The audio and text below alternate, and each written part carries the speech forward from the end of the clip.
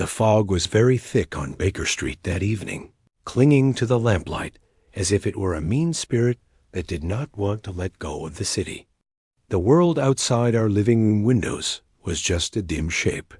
Shadows passed like ghosts beyond the glass, while inside the fire crackled quietly and steadily. It was during these quiet hours, when the city seemed wrapped in its own secret blanket, that Holmes was the most full of life.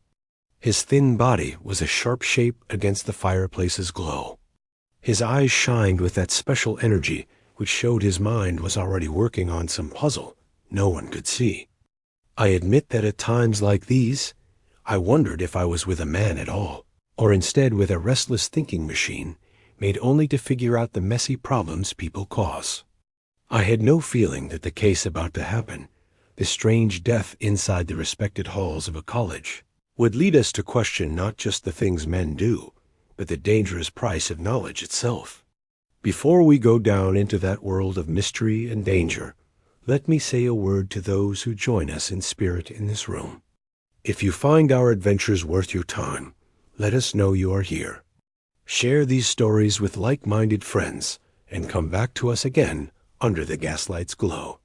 Such actions make sure that the stories of Baker Street continue to find their way through the fog. And now, let me lay out for you the plan of the story ahead, so that you may follow with us the path from shadow to the truth. The night this affair began was one of those special London evenings in late fall, when the air itself seems weighed down by the mix of smoke and mist, and the lamps burn weakly through their own glowing circles. Our living room in Baker Street had grown comfortably dark, except for the glowing coals that pulsed in the fireplace, sending out tongues of orange light that danced across Holmes's sharp face. He sat, as he usually did when no case needed his attention, with his long arms and legs thrown carelessly on the sofa, his violin resting at his side, and a thin ribbon of smoke curling from the pipe that hung loosely in his hand. Yet, even with his lazy pose, I could tell from the quick darting of his eyes and the restless tapping of his long fingers that his mind was far from quiet. It was as if the silence itself bothered him, and he wished for some clashing note in the song of London life to disturb its sameness. For myself, I was busy with the newest issue of the Strand magazine, in which an earlier adventure of ours had been written down for the public. I had grown used to Holmes's occasional disapproving look when he caught me smiling at some nice comment from the editor, but on this night he seemed too lost in his own deep thought to notice. The ticking of the clock on the mantel and the faint clatter of horse hooves from the street below were the only sounds with our thoughts, until suddenly the bell at our door rang with a rush that seemed completely wrong for the late hour. Mrs. Hudson's voice rose for a moment in a muffled complaint, followed by the sound of hurried steps on the stair. A moment later the door swung open, and a figure half swallowed by the fog stepped into the room. He was a young man, not much older than a student. His cheeks were red from the night air, and his breath was quick from effort. His cap was pushed back on his head, and his hands clutched a small sealed envelope, as if it were his only protection against the darkness outside.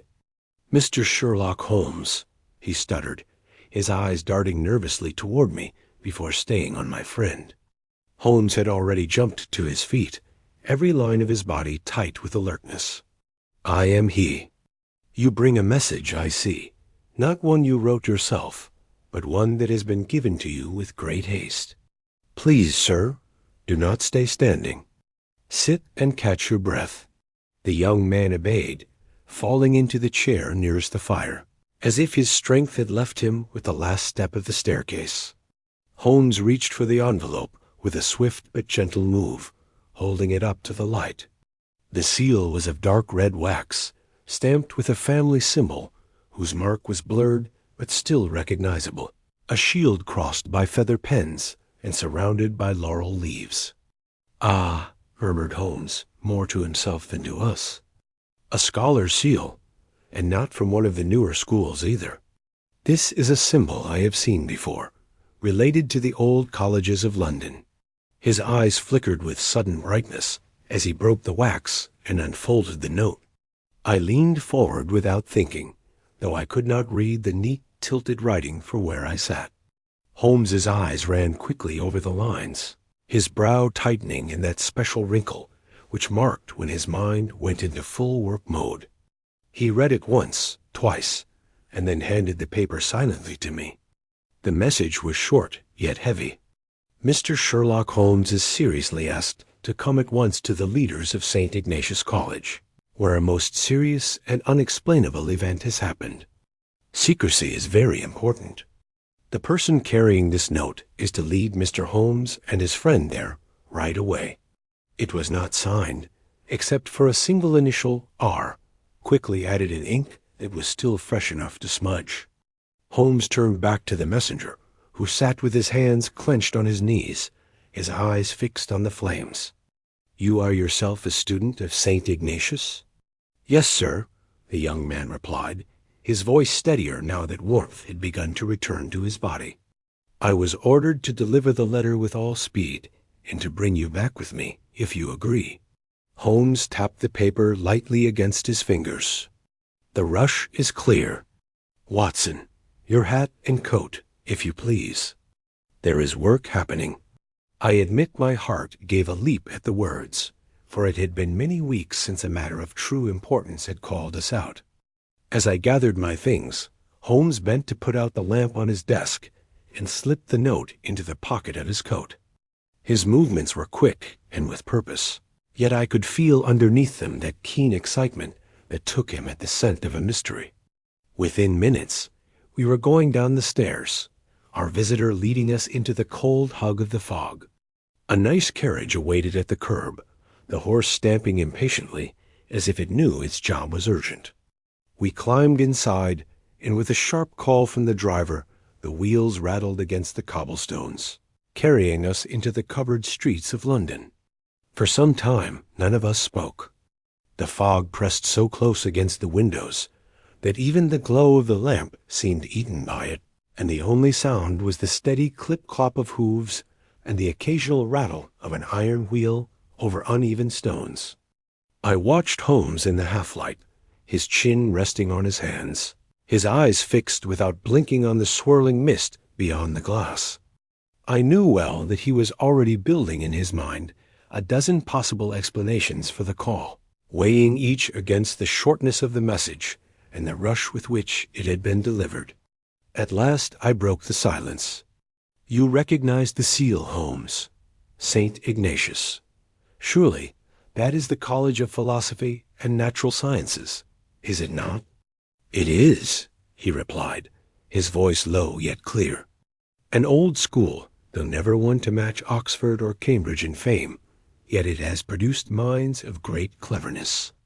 I recall, for example, that a Professor Edmond Coster, a chemist of no small reputation, is one of its teachers. The presence of such men suggests that the matter may be of more than ordinary importance." Our young friend shifted uncomfortably at the mention of the professor's name, but said nothing. Holmes's eyes, always watchful, noticed the movement at once. "You know of what event the letter speaks," he said quietly, though not unkindly. The student hesitated, his lips parting and closing again, as though fighting against some order to be silent. "At last," he murmured, "I was told to say nothing, sir, except that you must come at once." "It is not my place." Holmes raised a hand. "You have done your job faithfully. Say no more until those who sent you release you from your promise. But," and here his tone grew even quieter, "know that your reaction has already told me more than words could." The young man's eyes widened, though he made no reply. Our carriage swayed and jolted through narrow lanes and wide streets, all equally muffled by the choking fog. Now and again a shadow loomed close, a cart piled high with goods, a lone walker hunched against the cold, a policeman's lantern swinging in the gloom, only to vanish again as quickly as it appeared. It was a ride that seemed stuck between worlds, a journey through a city both familiar and ghost-like. At last the horse slowed, and through the mist rose the dark shape of old stone. Towers loomed unclearly against the dim glow of the gas lamps, their outlines softened into dreamlike shapes. A rusty iron gate creaked open as we approached, and the cab rolled into a courtyard paved with uneven flat stones. The clatter of hooves echoed strangely against the surrounding walls, until at last we pulled up before a flight of worn steps. The student leaped down, waving us over with a new rush. Holmes followed swiftly, his eyes alight with excitement. I came up last, and as my foot touched the first stone of the stair, a chill swept over me that had nothing to do with the night air. There was something in the stillness of that place, in the way the fog hung motionless above the covered walkways, that seemed to whisper of unseen eyes and unspoken truths.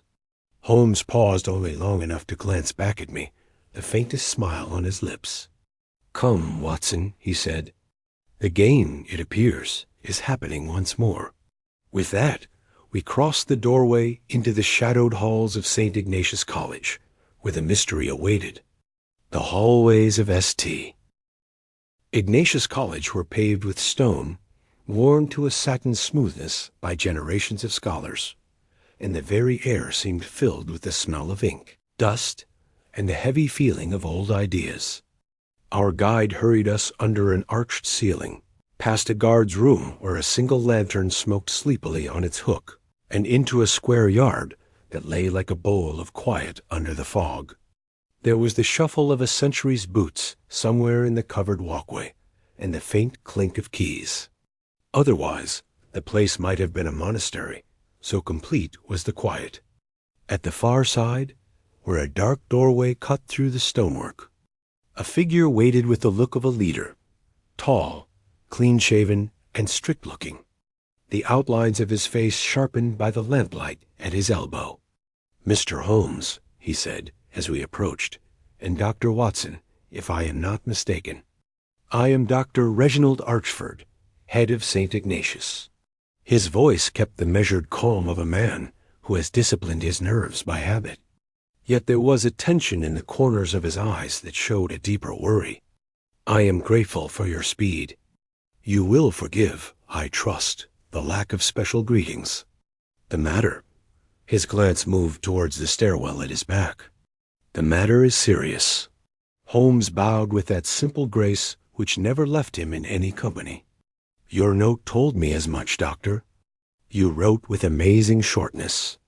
If you will be so good as to lead us to the scene, I think our time will be best used there rather than here, in practicing what we shall shortly see for ourselves." The head of the college nodded, relieved perhaps, to hand over control of events to one in whom the city had learned to place a special trust. We followed him into a stairwell that smelled of damp stone and old shiny woodcoat, our steps sounding strangely in the small space. Landings rose past us with doors that had modest brass plates. Teaching Room A, reading chamber, committee office, until at the very top landing the head of the college stopped before a door whose paint had been polished to a reflection by countless hands. He took out a key, paused, and looked from Holmes to me. "We discovered him barely an hour ago. I've made sure that nothing has been disturbed." "You have done wisely," said Holmes. "Please, go on." The key turned. A breath of cold air escaped, mixed with a sour smell that pricked at the back of the throat. We entered a room of some size, a scholar's study made large by years of ownership. Shelves overloaded with books ran from floor to ceiling. The walls held framed plant pictures and a plan of some chemical machine whose ink had browned with age. At the room's center stood a long table, its surface a map of glass tubes and scales, notebooks, and trays of mineral samples. Near the fireplace, where a small fire still smoldered, lay a body stretched on its side, one arm bent beneath it, the other thrown forward in a helpless, pleading line. I knelt.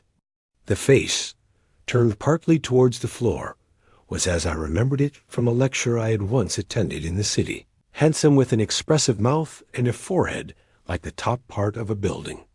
The lips were colored with a faint blue.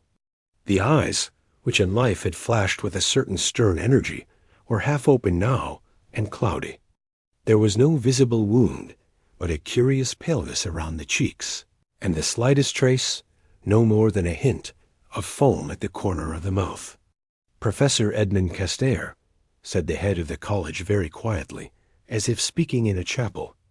"Our senior professor of chemistry and natural philosophy." Holmes had already begun his circle of the room with that light. Springy step that was so typical of him when he was on the scent.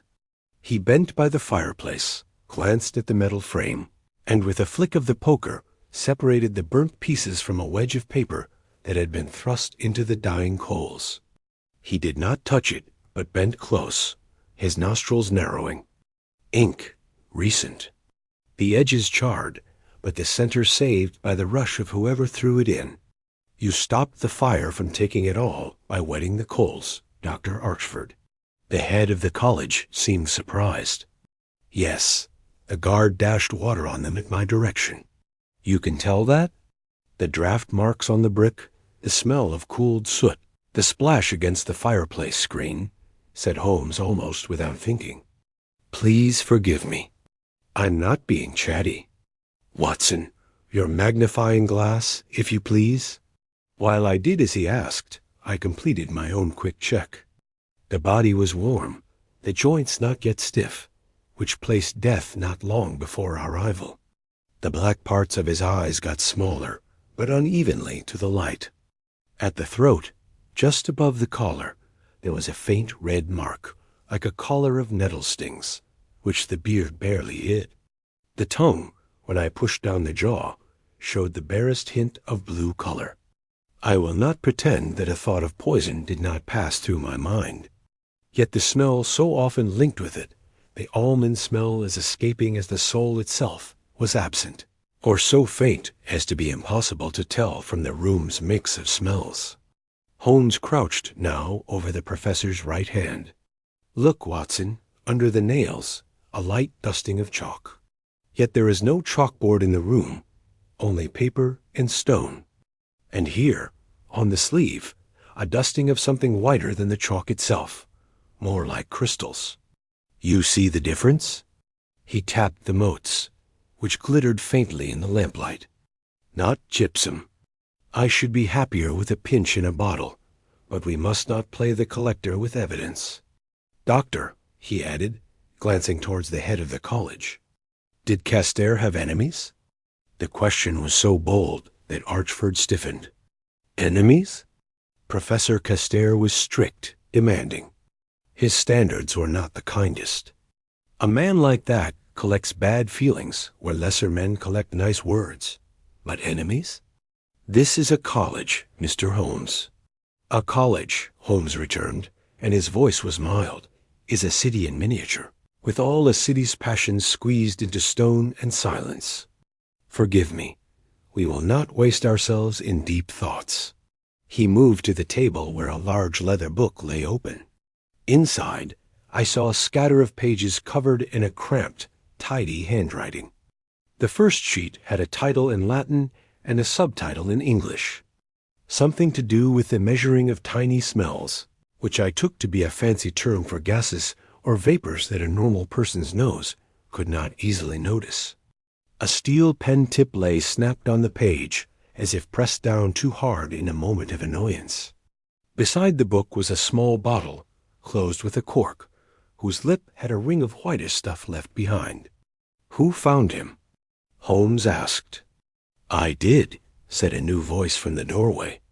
A man of middle years, with glasses that seemed always about to slip down his hooked nose, stood with his hat twisted between his fingers.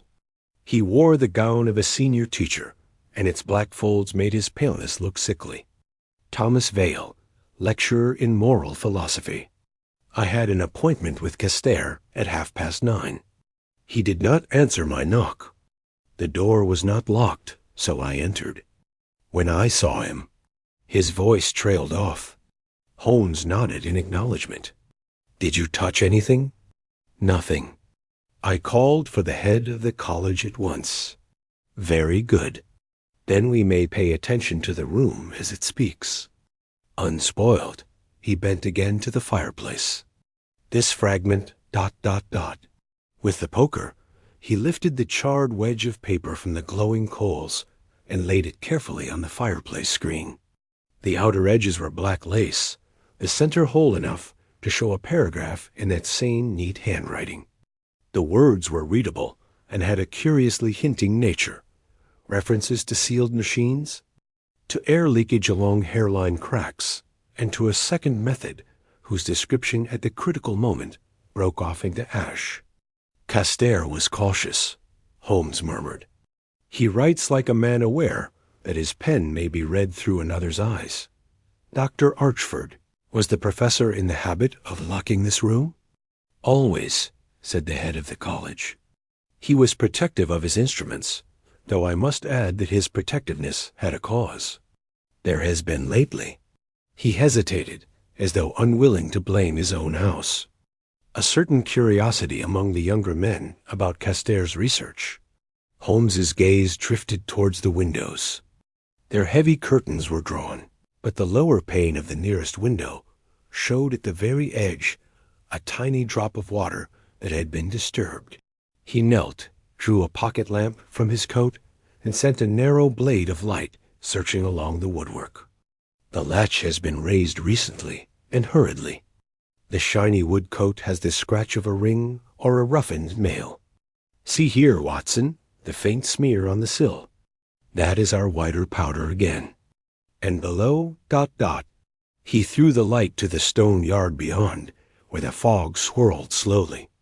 No sign. The damp has taken the prints. Yet a man could pass along the ledge as far as the drainpipe if he knew the way and had the nerves of a building climber. Vale made a soft, unbelieving sound. You imagine an intruder crept along that in this fog? For what reason? Holmes did not answer. He had crossed to a cabinet by the wall, a handsome piece of walnut, its doors fitted with separate brass locks. He tried them, and they held firm. His eyes narrowed, and for a moment there was that gleam which I had come to connect with the scent of the trail. Castere kept something here that he valued. Rector, who has the key? The professor did, and he alone, Archford replied. Indeed, he was. He was almost superstitious about it. He wore the key on his person. His gaze faltered and went to the body, as if the mere thought of searching the dead man's pockets required moral permission. Holmes spared him the need. With a skillful, almost respectful touch, he searched the waistcoat and the inner lining of the coat. He drew out a watch, a chain, a slim leather purse, a card case with the visiting cards of half the scientific men in London, and no key. His mouth became a tight line. Not on him, he said. Could it be in the desk? I suggested. He tried that also. It opened readily enough to the head of the college's key ring. There were drawers of laboratory records, letters from journals, corrected papers with relentless red ink, and a small collection of foreign stamps, whose picky arrangement suggested a mind that sought order, even in its small hobbies, but no key. It is a small fact, Holmes said at last, straightening, and perhaps nothing. Yet I have learned to distrust the word nothing where the human animal is concerned. Tell me, Mr. Vale, what was the appointment for which you came? Vale's fingers worked on his hat. Castere had requested my judgment on an ethical note connected, as I understood, with a planned demonstration to the senior fellows. He spoke of a device capable of detecting the most subtle mixtures in the air. The ghost of a vapor, I think he called it, so sensitive that it might, if improved, have uses beyond the laboratory. He was uncharacteristically. He searched for a word. Careful. Holmes's eyes glittered. Uses beyond the laboratory, he repeated softly. Words to chill a philosopher, Mr. Vale, and to warm a politician. He turned away before any answer could form, and again his attention fell to the professor's right hand. He lifted it a little, and a very small object dropped from the loosened fingers to the hearthrug, the head of a match cut from its wooden stem. We looked at it together, the tiniest of things, no more than a thimble-sized small piece of brown and red. And yet in that room it had a meaning out of all proportion to its size. Holmes's gaze went at once to the mantel, where a box of old wax matches lay open. It was half full, their sulphur caps sleeping as innocently as seeds. "Watson," said he, "do you recall the faint red mark at the throat? It speaks of contact rather than of vapor.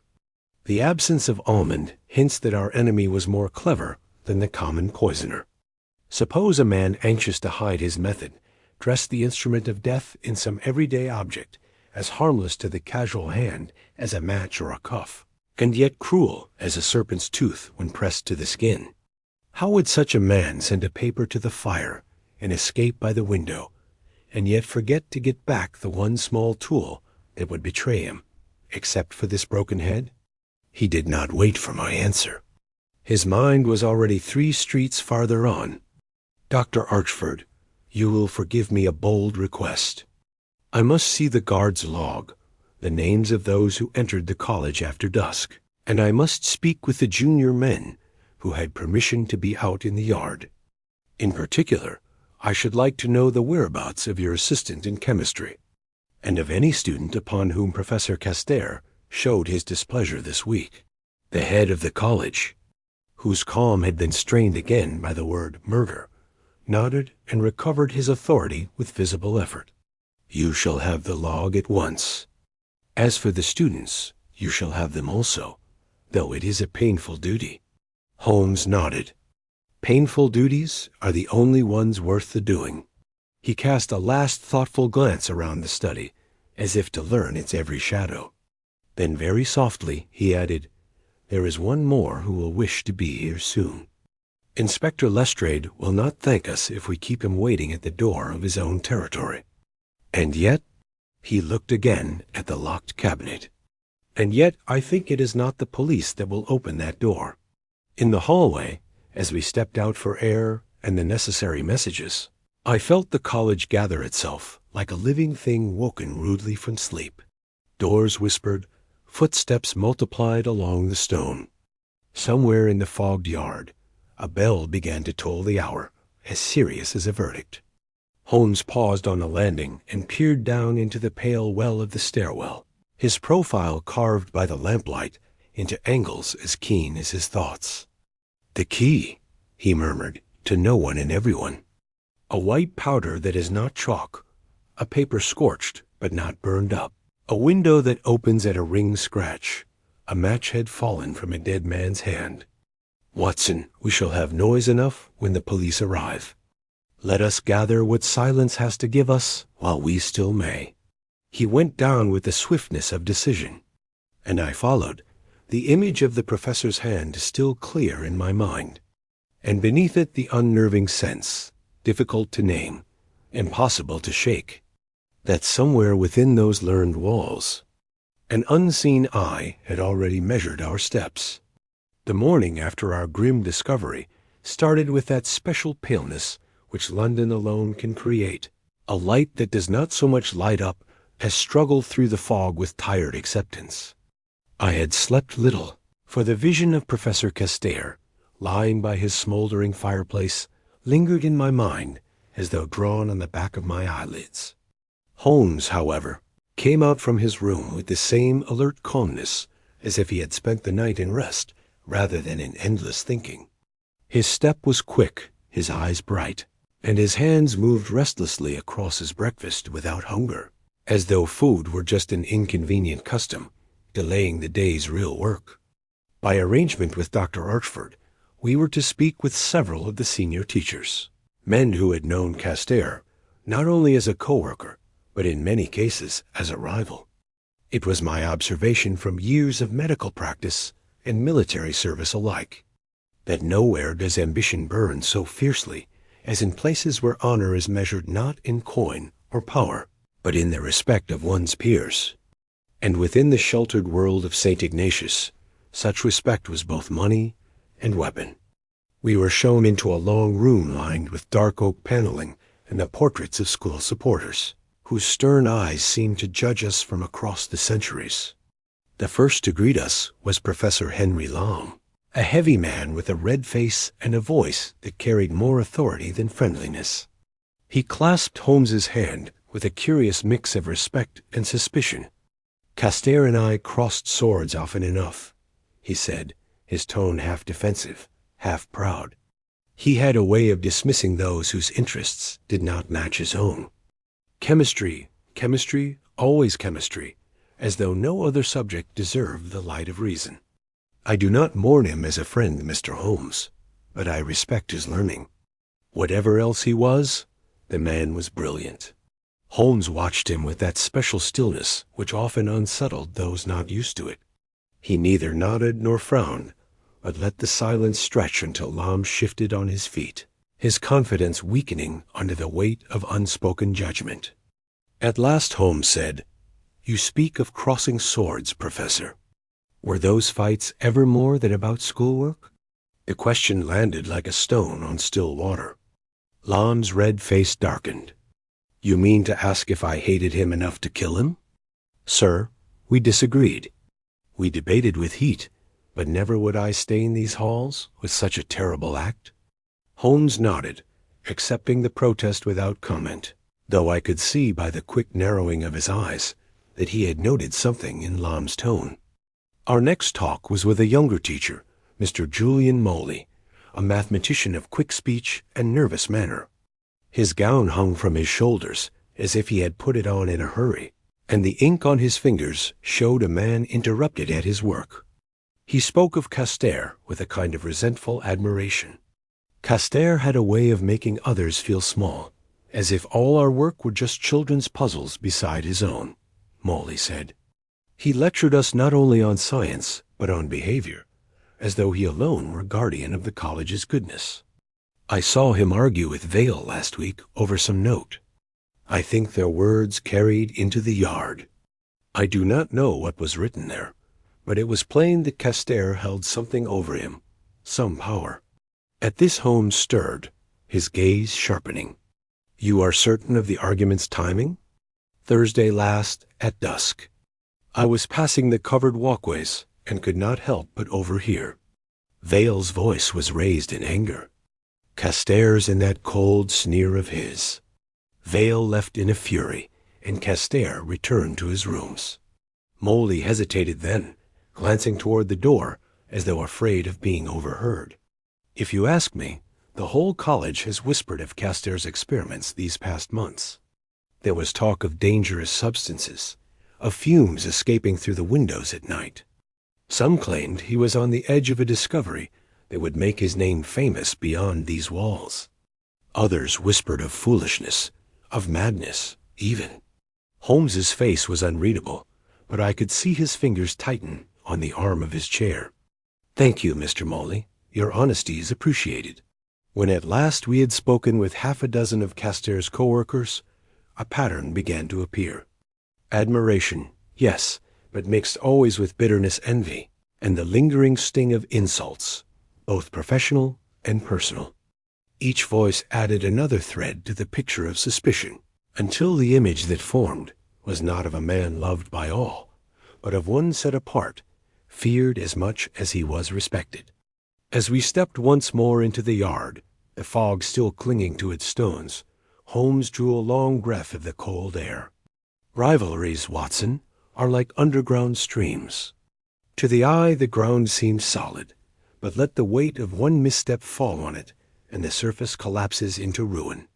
Castere built himself a tower of learning, but it was an ivory tower, isolated, and men below resent those who look down on them." He paused, his gaze traveling across the college roofs, where chimney stacks pushed up like guards into the fog. We must know who argued with him last, who sought his favor and was denied, who feared that his discoveries might outshine their own. In such rivalries lies the seed of murder, and I fancy the soil here is rich with it. There was a stillness then, broken only by the distant toll of a bell calling students to their classes. The sound seemed almost sad, a reminder that beneath these scholarly debates lay a death most unnatural, a secret waiting still within locked cabinets and charred pieces of paper. Holmes turned, the fire of the chase in his eyes. "Come, Watson," he said softly. The whispers grow louder. We must learn to tell truth from meanness in their echoes, or the fog will swallow us as surely as it swallowed Professor Castere. The arrival of Inspector Lestrade was announced by the brisk clatter of boots along the covered walkway, and the sudden businesslike feeling that follows men used to forcing doors, both real and not. He came into Castere's room with his hat tucked under one arm, a notebook already open in his hand, and a look that combined professional politeness for Holmes with a faint determination not to be amazed by him. The fog, which had pressed its cold breath against the windows all morning, seemed to pull back a step as the room took on the purposeful look of an official investigation. Lestrade gave a short nod to the head of the college, acknowledged me with a brief "Doctor," and then turned to Holmes with that dry, almost friendly sharpness which had grown between them like moss on old stone. "Well, Mr. Holmes, I see you've been here before me as usual. What's needed here? A murderer or an alchemist?" Holmes's smile was no more than the bend of a shadow. "Possibly both. You will find the body as it lay, except for my medical colleague's examination. There is a paper rescued from the fireplace, an open book on the table, and a cabinet locked without its master's key." Lestrade's attention pricked up at once at the last item. "Ah, the locked cabinet. There is always one. Rector, do you have the authority to open it?" "I have the authority to protect it," Dr. Archford replied, with a quiet firmness that surprised me. "But this is no longer a matter for college niceties. If it will speed up your work and protect the college from rumor, I shall call locksmith." Holmes interrupted gently. "Before we get forceful, may we be patient a moment longer? The key is missing from the professor's person. Either it lies hidden in this room, unlikely, for Castere was orderly to a fault, or it has been removed. In the latter case, the hand that removed it may be persuaded to show itself if we give it a reason.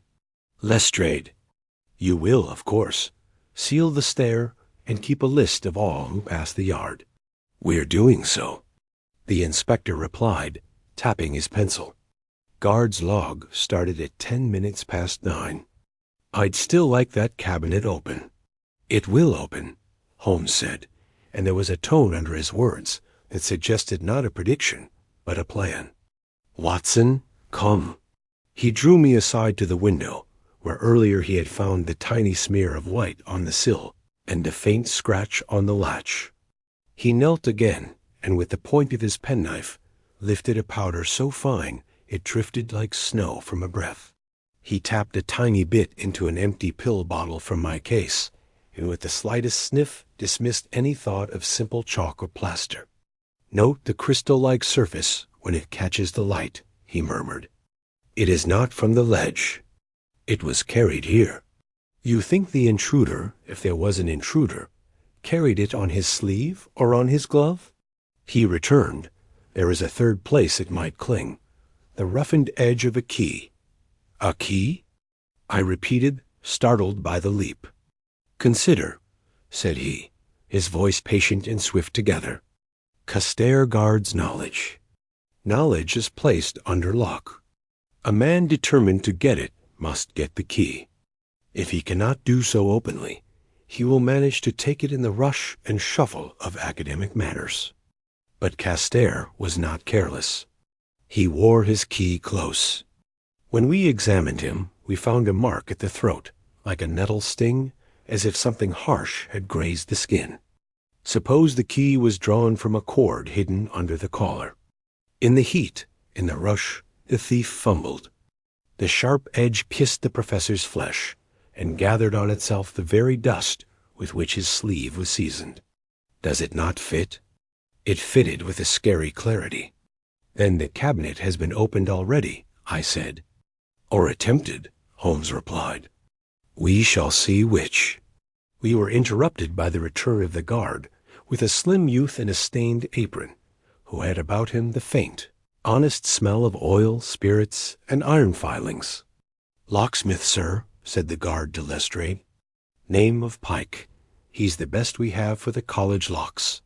Pike was a pale, bony lad with quick hands and the shy eyes of one who listens more than he speaks.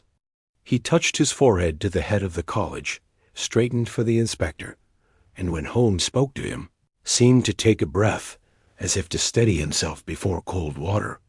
"How many times have you worked on Professor Castaire's cabinet?" Holmes asked mildly.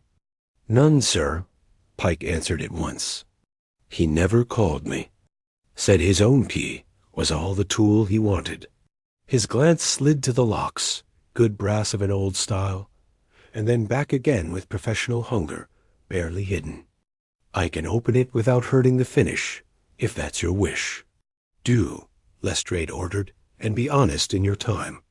I've seen men take a day to do a minute." Pike knelt. His picks made that private whisper against the lock parts which always reminds me of a doctor's stethoscope against a beating heart. While he worked, Holmes moved about the room, light as smoke, touching nothing, yet seeming to read much. He paused by the desk, where a blotter showed a ghost of recent writing, then drifted to the fireplace, where the charred leaf on the screen had cooled to a stiff lace. He bent, read again the broken phrases, and straightened with an expression I had learned to respect, a mix of curiosity, caution, and a strangely generous understanding of the minds of men. There was a delicate click. Pike pulled out his pick as if from the throat of a watch. "There," he breathed, the craftsman, pleased with a clean job. "You may turn, sir." Lestrade placed a gloved hand on the left door and glanced at Holmes. "Together," Holmes said. They swung the doors. The smell inside the cabinet was of old paper and the faint sharp smell of chemicals, kept very carefully closed. 3 shallow shelves showed themselves, the upper crowded with leather-bound notebooks numbered in Castaire's exact handwriting. The middle was taken up by a nested arrangement of glass tubes in velvet-lined trays, each labeled with a neat card. The lower was given over to a tin box for important papers of the sort one sees in lawyers' offices, and a small wooden box made for small bottles. Lestrade went to his knees without ceremony. "Notebooks first," he grunted, and reached for the upper shelf. "Rector, you'll witness." Dr. Archford stepped forward, schooling his face to show neither eagerness nor dread. Holmes, however, did not yet touch the books. He had fixed on the velvet trays with that inward brightness I knew as the sign of one of his strange ideas. "Do you see the dust here, Watson?" he said softly, pointing to the pale rectangles where the trays sat. 2 trays have a border of untouched velvet around their edges. A third shows dullness even underneath. Its tray has been lifted recently. He drew no conclusions out loud, but his finger hovered over a labeled card, "Atmospheric Separator," before moving on. Lestrade had already opened the first notebook. He turned pages with the careful impatience of a man trained to follow lists and names through mazes. "Formulas," he muttered. "Observations. Dates, here. A second method. Proposed mechanism to be described after memorandum delivered, and then only a dash. None of this tells me who strangled or poisoned him, if it was poison. Ah, what have we here?" He held up a loose sheet, the top of which had a fancy heading, "Memorandum to the Fellowship for Private Circulation." The lower half had been roughly torn away. Holmes's eyes flicked to the tin box. "The wardrobe of a cautious man always contains a duplicate," he said. "Try the tin." The inspector did. The tin box, too, was locked, but Pike had found his rhythm and had it open in a flash. Inside lay a stack of letters bound with black tape and a second memorandum, complete, with Castaire's seal. Lestrade broke it with an authority no one present challenged. He read, and as he read his face shifted from boredom to interest, and then to a confusion I did not often see in him. He passed the paper to Holmes without comment. I admit my own curiosity got the better of me, and I leaned to read beside my friend. The memorandum was a model of cautious writing.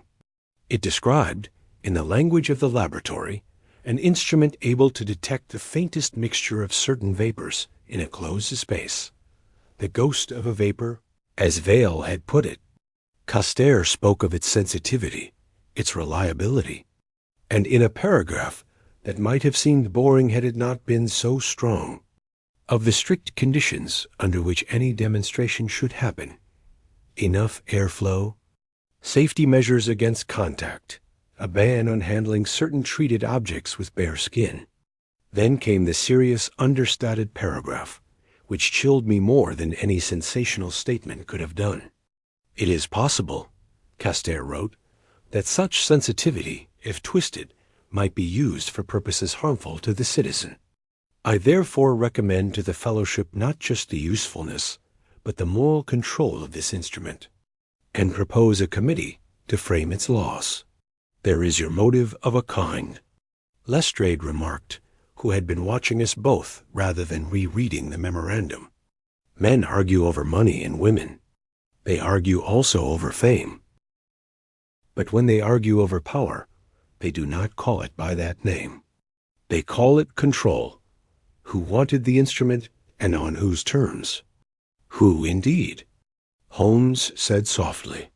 His gaze had slid to the little wooden box on the lower shelf, which he now lifted, as a man might lift an undiscovered egg from a nest. He opened it with infinite gentleness. Inside, in custom-made holes, lay 4 small bottles. 3 were sealed by fresh corks and wax. The 4th lay empty, its glass rinsed, its label torn away so close to the neck that only 2 letters remained. I.C. Hydrochloric. Nitric, prussic, I murmured, thinking of the earlier absence of almond and the red mark at the throat. Or a word trick, Holmes returned. The professor preferred Latin, titles for his notebooks in English for the memorandum. He might in his private box have used his own shortened words. He held the empty bottle to the lamp. The light passed through it without showing anything left behind, yet a faint ring shadowed the lip where a stopper had sat. He replaced it with care and shut the box. Inspector, the cabinet has been opened since the last time the professor set it in order. Lestrade grunted agreement. Which brings us to the key. He turned to Pike. You saw no scratches on the lock that weren't from age?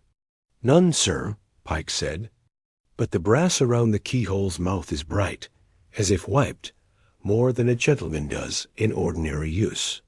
Holmes looked past them all to the line of light at the curtain's edge. The man opens, removes, replaces, and wipes in a hurry, but with a sense of order. He fears to be seen, and yet cannot bear to leave things in a mess. That is not the work of a common thief. It is the hand of one used to this room, to this cabinet, to the sight of his own fingers on delicate glass. The assistant, I said, the chemical assistant. Or a teacher, Holmes murmured, or a student too long in the professor's shadow. Let us give our list of names a purpose. We took our list of interviews into the head of the college's study, where a clerk's neat hand had already copied the guard's entries since dusk of the previous day. Names rose and sank like floats in troubled water. Lum, Vail, Moley, others, 3 junior men sent on some errand to the city, and twice, one Arthur Finch, laboratory assistant. He had entered shortly after 8 with a message from the stores and left again at 1:15. He re-entered at 9 with a note delivered to the guard and left at 9:20. Arthur Finch, Lestrade said, underlining the name with his pencil. We'll have him. Before the call could go out, there was a knock at the study door, and a young man appeared, slim, sandy-haired, with a scrubbed honesty about the mouth that made him look younger than his years. His fingers were red with work. A raw soreness grazed the base of his thumb, where the corner of a key might rub. He bowed awkwardly. "You sent for me, sir?" Holmes did not look at the head of the college or the inspector. He looked only at the small wound on the young man's hand, then at the smudge of pale dust on his cuff, a dust that was not chalk. His voice, when it came, was as mild as a doctor's invitation. "Arthur Finch," he said, be at your ease. We have some questions about last night. If you answer them plainly, we shall save everyone time, and perhaps something more valuable than time." Finch swallowed. His eyes darted to Lestrade's notebook and Mac. "I've done nothing, sir. I only carried messages. I only—" He stopped as if the words had run to the edge of some inner cliff, and stopped short. Holmes's gaze did not harden. It softened, which in him was more powerful. "You only did what you were told," he said. "By a man you feared or admired. Which?" Finch's Adam's apple rose and fell. He glanced down at his injured hand, as if it had spoken for him. "Admired," he whispered. "I thought, God help me, I thought it was for the good of science." The silence that followed was the kind church's keep. Outside in the yard, the fog shifted and pressed closer against the glass, as if to listen. Lestrade's pencil came down at last with a small, firm tap. "You will tell us everything," he said, not unkindly. "Begin with the key." Finch raised his eyes. In them there was the shining panic of a creature that has been chased to the ground and senses. For the first time, the stillness before the hand closes. "He said it was only to copy it," he murmured, "only to see the fit of the lock parts. Only for an hour." He drew from his pocket a little package, wrapped in waxed paper, and held it with a shaking hand as a guilty person holds a holy object. "I was to return it before anyone knew. I meant to. I swear I meant to." Holmes did not reach for the package. He just nodded his head toward the door of Caster's room, as if the very wood might hear and judge. "And yet," he said, "the cabinet was opened, a bottle was emptied, and a man lies cold by his fireplace. Tell us, Mr. Finch, whose hour you borrowed."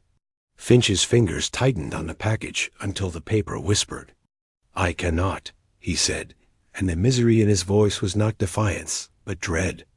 "If I speak, I am ruined. If I do not, I am damned." Holmes's reply was as gentle as a blade. "Better a reputation torn than a life," he said, "and there is more than one life in the balance now." Finch closed his eyes. The fog pressed like a listening breath at the window. Somewhere in the college, a bell struck the quarter hour, and each stroke seemed to mark a choice narrowing. When his eyes opened again, I saw that the choice had been made, though what it would reveal was still a page unturned. Arthur Finch sat stiffly in his chair, the package clenched between his fingers, as though it might burst into flame if let go. The head of the college leaned forward, his hands folded tight on his knees, while Lestrade stood over the youth with the pose of a man who could force a confession by sheer persistence. Holmes alone remained calm, his gaze fixed not on Finch, but on the play of shadows in the high-paneled room, as though he were listening to voices no other ear could catch. "You say you were asked only to copy the key," Holmes murmured at last, "and that you meant no harm. That much I believe. But you know, Mr. Finch, the hand you served will not hesitate to let you carry the full weight of his guilt. Tell us what you saw when you returned the key." Finch's eyes darted from face to face. There was nothing unusual, sir, only that the professor's lamp was still burning. I slipped the key under his door. I never went inside." Holmes's lips curved in that slight smile, which often came before a revelation. "Ah, but you did see. You saw a figure." The youth's face drained of color. "How? How could you know that?" "Because your fear is not born of guilt, but of memory," Holmes replied softly. "Your hand trembles, not at what you did, but at what you witnessed. Who was it, Finch, who walked the covered walkways last night when honest men were in bed? For a long moment, the boy fought with himself. At last he whispered, "I saw someone near the yard." At first I thought it was the professor himself, for he moved with purpose, as if he knew each stone. But the lamp caught his profile, and it was not Castaire. Whose was it? Lestrade demanded. Finch shook his head violently. "I cannot say. It was too quick, too shadowed. I only know he wore his gown pulled close and his hat low. He vanished into the fog before I could follow." Holmes leaned back, breathing out a thin stream of smoke from his pipe. "The watcher," he said in a tone of quiet satisfaction, as if an unseen piece had slid into place on his inner chessboard. "We are dealing with no random visitor, Watson. Whoever slipped along those walkways knew both the ground and the hour. The fog was not his problem, but his cloak. We walked the yard, with Finch still trembling beside us. The fog hung thick, muffling every sound, so that even the sound of our boots seemed strange. Gas lamps sputtered along the arcade, their glowing circles casting islands of dim light into a sea of shifting gray. The old stones glistened with damp, and the silence was broken only by the occasional drip of water from the roofs. "Here," Finch whispered, stopping by a corner where the covered walkway turned on itself. "This is where I saw him pause." He looked back only for a moment. Then he was gone. Holmes dropped to one knee, his lantern casting a pale circle across the stones. I followed his gaze. There, on the flat stone, lay a faint smear, darker than the surrounding damp. Holmes touched it with the tip of his finger and raised it to the light. A glint of crystal-like powder shone on his skin. "The same stuff as on the sill," he said, almost to himself. "Our ghost leaves his trail, though the fog would hide it from all but the most watchful eyes." Lestrade crouched beside him. "You think this is the murderer's path?" "I think it is the ghost of a path," Holmes answered. "But note, Inspector, that the fog serves for both hiding and confusion. A man may be seen where he is not, and not seen where he is. Finch's eyes may have caught but a shadow of the true hand." As we returned to the rooms, a guard came hurrying with his lantern bobbing like a ghost light. His face was pale. "Beg pardon, gentlemen, but another fellow swears he saw someone hiding by the north gate not 10 minutes ago. Stood as still as a post, then slipped away when called to." Holmes's eyes gleamed with that light I had learned to recognize, the light of the chase. "So, Watson," he said quietly, "our watcher is not just a ghost of last night. He walks still, and if we have the smarts to follow his footprints in the fog, we may yet discover not only who opened Castaire's cabinet, but why the professor lies cold in his ivory tower." The college bell struck the hour then, serious and heavy, echoing through the stones like the toll of judgment. Finch shuddered and clutched his package closer, as though the sound itself accused him.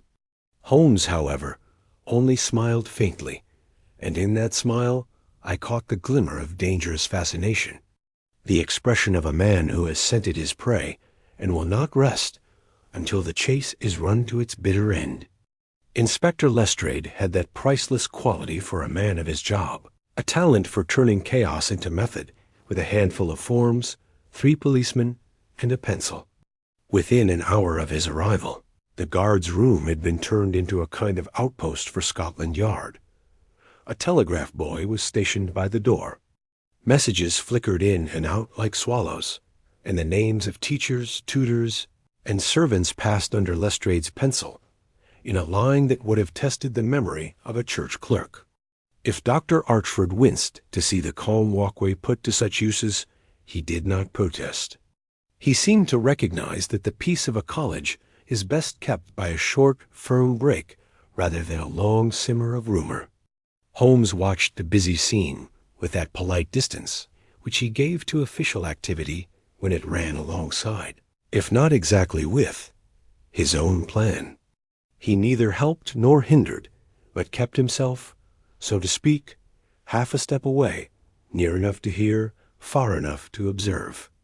I've seen in him at such times a kindness towards Lestrade that he would have denied if accused of it. For all their playful arguments, there was between them a professional respect as steady as it was unspoken. Arthur Finch, pale and steadying himself with both hands on the back of a chair, sat opposite the inspector and told his story in bits and pieces, shame and fear fighting in his throat for control. He had, as he admitted, taken the professor's key at the request of another, only to copy it, and had brought it back within the hour, slipping it under the door when he found no answer to his knock. He insisted, poor lad, that he had not crossed the doorway. The package in his hand, still unopened, he finally laid on the table at Holmes's gentle suggestion. Lestrade unfolded the waxed paper and showed what lay inside: a small cake of black sealing wax, a stick of pale modeling wax with the mark of a familiar brass lock part, and wrapped separately in a scrap of cotton, a newly cut key on a cheap iron blank. "Ah," Lestrade said in a tone that was almost kindly, as if the neatness of the evidence offered him personal reassurance. "You see, Mr. Holmes, our assistant is an honest sinner. He keeps his sins in packets." Holmes turned the key in his fingers with the air of a musician weighing a new instrument. "A workman's job," he observed. "The lock parts are correct in shape, but the file marks lack the polish of the original. Our Mr. Pike would not be proud of the finish, but it might turn the lock with a firm hand." He lifted his gaze to Finch. "You did the cutting yourself?" "No, sir," Finch whispered. "Pike would not do it without permission. I have a friend in the stables who files carriage keys for the local men. He asked no questions." Lestrade's pencil ticked. Name and address. Finch supplied both with the awful obedience of the frightened. The inspector passed the information to a policeman with a nod that meant a swift trip to the stables and an interview that would, in time, arrive on his desk as another line of handwriting. He turned back to the youth. "Now the other half. Who told you to make the copy?" Finch's eyes darted like swallows over water. "I cannot say." "You can," said Lestrade, not unkindly. "And you shall. You are in it up to your neck already. If you stay silent now, you will have made yourself a better friend to the gallows than to any living man." Holmes stepped in so lightly that it was barely an interruption. "Let me do a small experiment before the answer. Inspector." He drew from his pocket the little bottle in which he had trapped a bit of the white crystal dust from the window-sill, and from the table he requested a pinch of the same that clung to Finch's cuff. He held both under the lamplight, turned them, and set them side by side, his eye narrowing. "There is a family likeness," he murmured, "but they are not identical. Finch's dust has a faint gray in the white, as if it were mixed with another powder. You were in the laboratory stores last evening, Mr. Finch?" "Yes, sir," came the quick reply, grabbed as if it offered a temporary safe place. "Mr. Castaire sent me earlier for a bottle of chlorate. I restocked the barrel when I was done. The gray is from the bin lid, I think." Holmes gave a small, satisfied motion with his hand, like a man noting a fact in a private ledger. "So much for the sleeve. Now for the throat. Please, allow me one more question. When you handled the professor's key, did you wear gloves?" "I did," Finch said. "He was particular about such things. He would have fined me a week's wage if he had seen the key touched with a bare hand in the laboratory." Holmes's eyes softened. "And yet your hand has a raw place at the base of the thumb." Finch looked at the mark, as if surprised to find it there. "From the file," he said after a moment. "The iron heats. I pressed too hard." "Very likely," Holmes returned as gently as a doctor who holds back a diagnosis until he must. He took his place by the mantel and let Lestrade press his advantage. "Come," said the inspector, "the truth. Who suggested the key? If you tell me no one, I shall show you the inside of the cell while you think of a better answer." I've already sent for the man in the stables. In an hour, he will place the blank key in your hand and the coin in his that paid for it. Do not add stubbornness to foolishness." Finch swallowed. The hardness of his silence was crumbling. One saw the hairline cracks lengthen, saw the building of fear tilt.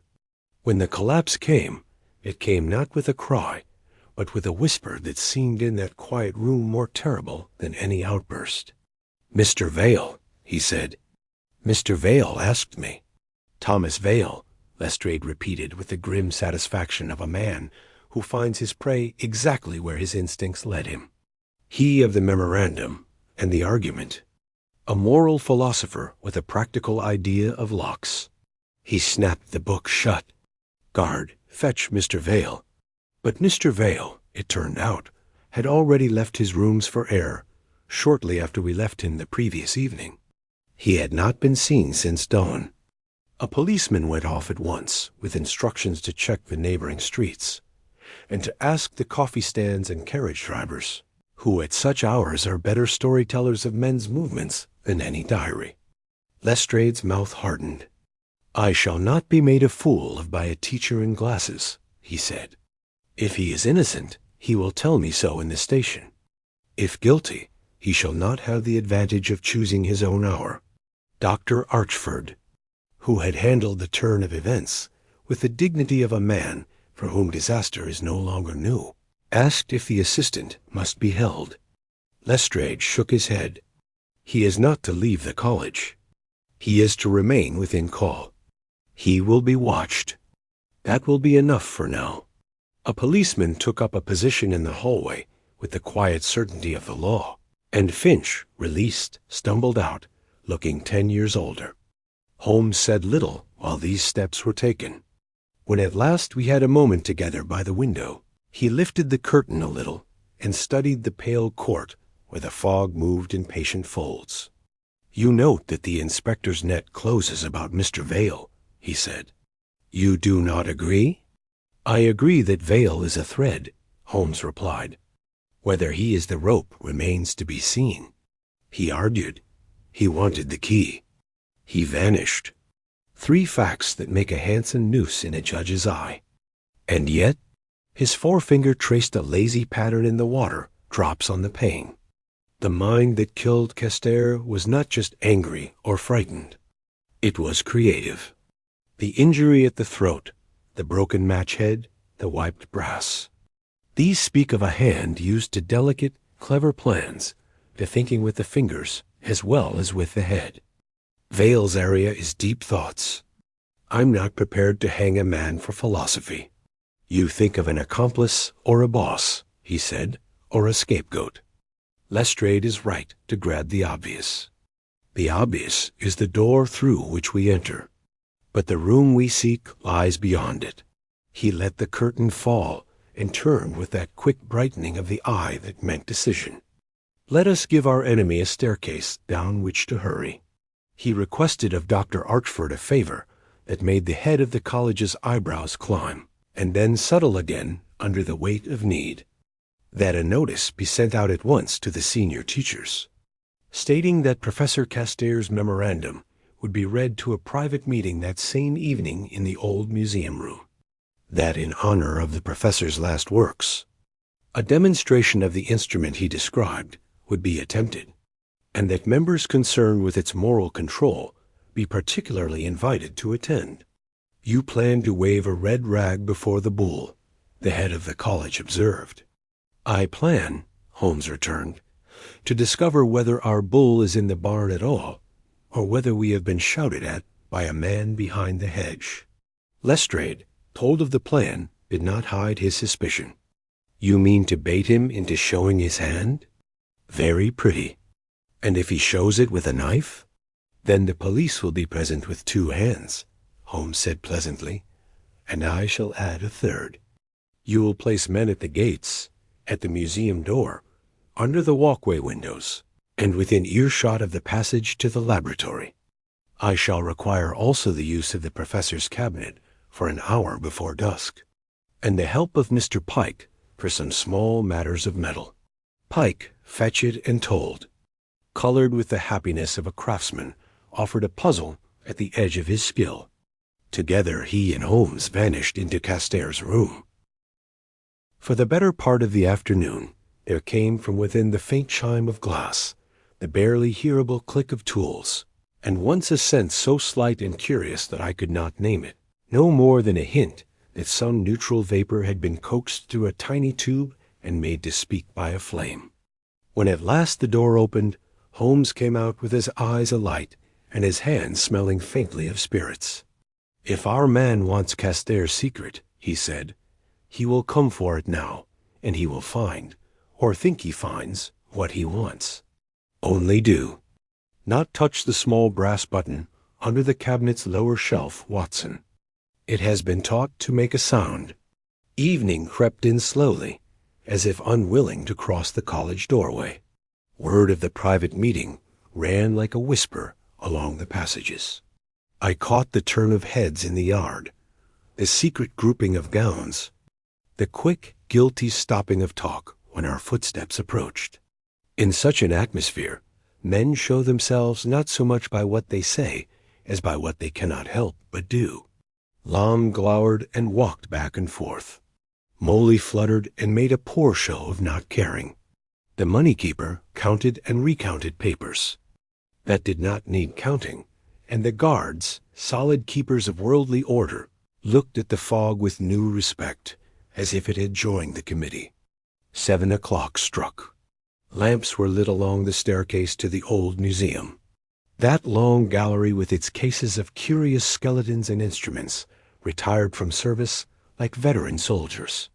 Lestrade posted his men with a care that would have satisfied a siege engineer.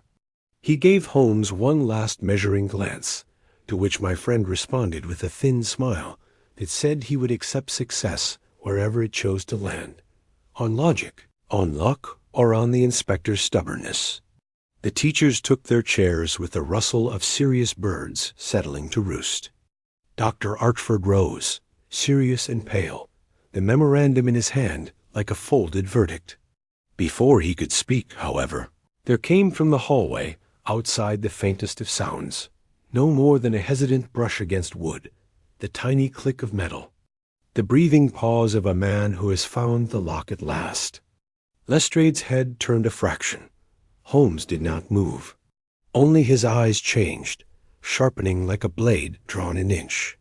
Then the sound came again, followed by the softest hint of a scrape. Velvet on shelf, glass on velvet, and a sudden muffled chirp from far within the stone belly of the museum, as if a trapped bird had remembered its song. It was the tiniest of alarms, the one Holmes had taught the cabinet to make if a certain weight were lifted from a certain place by a hand not his own. It sang once and was still. Holmes's hand closed lightly on my sleeve. "Now, Watson," he breathed, with that special joy which in him meant not excitement, but rightness, the satisfaction of a mind that sees the world for a moment obey its plan. "We have our hand in the dark." He rose without hurry. Lestrade, at the opposite end, made a brief sign. Men we had not known were present, separated themselves from shadow and moved, silent as thought, towards the laboratory passage. The teachers stared, and the head of the college's voice faltered on the first sentence of the memorandum. The fog pressed its pale face against the windows like a curious child. Somewhere, 2 rooms away, a footstep hesitated. The noise that followed was muffled rather than loud, for Lestrade's men had been trained to move with quiet skill. Yet in the hush of the old museum room, every sound seemed louder. The shuffle of boots along the stone hallway, the click of a lantern being raised, the quiet murmur of command as the inspector himself walked out to stop the intruder who had set off. Holmes's clever alarm. I remained at my friend's side. My pulse quickened while the gathered teachers shifted uneasily in their chairs, their faces a mix of anger, fear, and sneaky interest that showed guilty knowledge. Dr. Archford, pale under the lamplight, lowered the memorandum and waited, a man caught between duty to learning and fear of scandal. Within minutes, Lestrade returned, his expression sharpened by frustration. His men had found the cabinet door a little open, a tray disturbed, yet no hand to claim the act. Whoever had gone inside had slipped away by some hidden exit, leaving behind only the whisper of movement in the fog. "A mouse would have made more noise," the inspector muttered. "We closed every gate, yet he's vanished like a shadow through stone." Holmes, far from being disappointed, drew on his pipe with the thoughtful air of a man who has been given proof rather than defeat. "Exactly, Lestrade.